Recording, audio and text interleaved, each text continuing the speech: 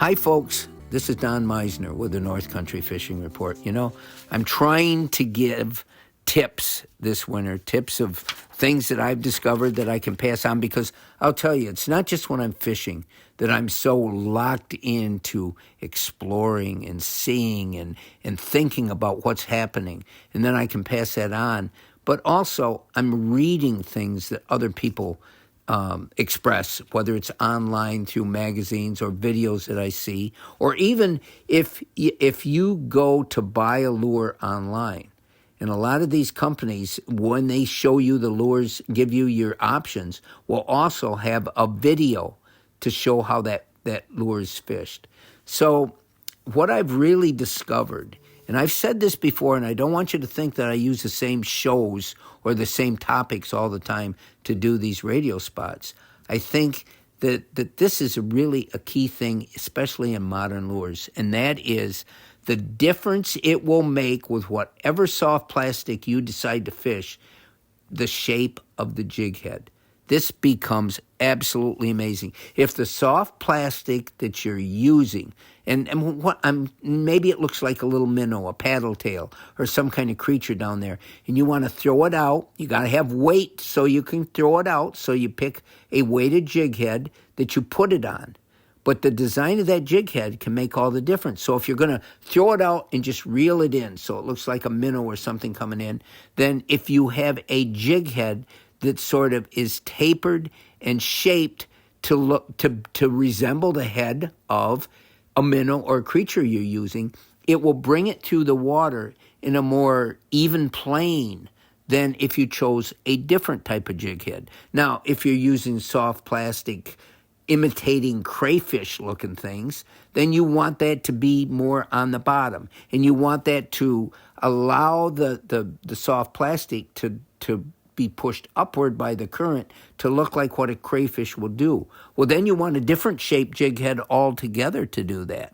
Now, let's look at something else. Let's say you're using, again, I'm going back to the tube jig design or tube jig idea, because what makes a tube jig so effective is the way, once it starts to sink in the water, it will start naturally by the design of that jig head and the weight of the jig head's tube.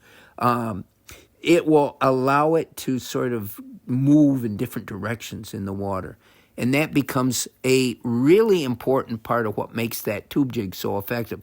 Really, it looks like something natural on the bottom, but the way it falls is different than any other kind of soft plastic bait you can use. Now let's go to something else that I think is critical here. When that bait is falling, you cast it out and it's going to sink, and it's going to start going down to the bottom. The fish see it. The way it goes down will determine how they react to it, whether it excites them, it gets their attention, or it doesn't. But here's another thing, years and years ago, and what really gave me a great push in the fishing business was I was involved with a lure that was invented called the flying lure.